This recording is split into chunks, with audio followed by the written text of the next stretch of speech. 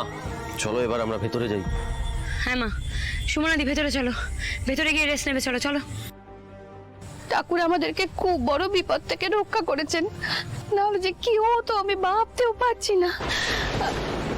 হ্যাঁ গো, বলছি আমি বাড়িতে একটু সত্যনারায়ণের পুজো দিতে চাই, কালকে ব্যবস্থা করি। হ্যাঁ অবশ্যই করবে। বাড়ির মঙ্গলের জন্য পুজো দিতে চাইলে আমার পারমিশন নেওয়ার দরকার নেই, যখন ইচ্ছা হয় তখনই করবে। কেমন? ওমা, কাল সবাই মিলে আমরা পুজোর ব্যবস্থা করব।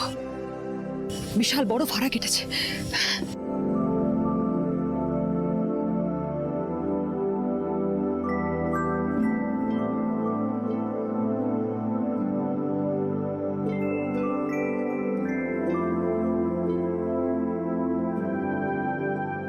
ভাড়া কি একেবারেই কেটে গেল? সুপায়ন আর ওর মায়ের সাথে আরো তো একটা ছেলে ছিল, সে কি? সুদিয়ে সুপায়ন? তাহলে কি সুদিয়ে সুন্দর? সুন্দর তাহলে মা বাবার মতন মানুষ চিনতে কি আমিও ভুল করলাম? আমি কি শত্রুকে নিজের বন্ধু বলে ভাবলাম?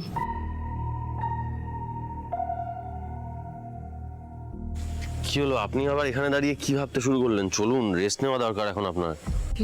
না স্যার, এখন রেস্ট নেওয়া যাবে না। এই বাড়ির শান্তি ফিরে পেতে হলে আমাকে আরো একজনকে ধরতে হবে।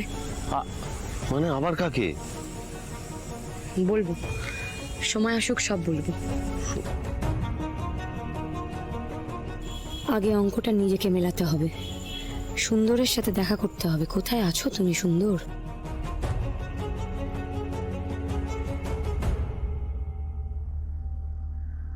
চোখের সামনে দাদা অ্যারেস্ট হলো, আজ মা। আমি কিচ্ছু করতে পারলাম না, কিচ্ছু না। সবটা দাঁড়িয়ে দাঁড়িয়ে দেখলাম। কাউকে ছাড়বো না, আমি কাউকে ছাড়বো না। এর প্রতিশোধ নেবই।